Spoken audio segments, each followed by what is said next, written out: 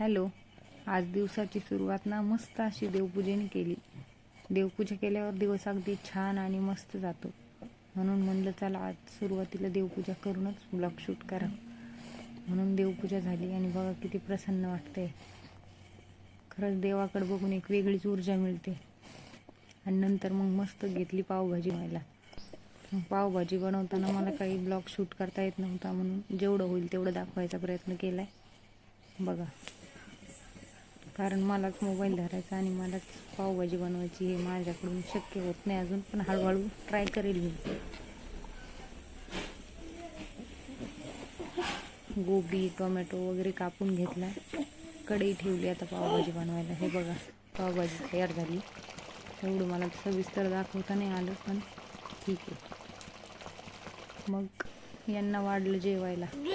बघा. Okay, bye.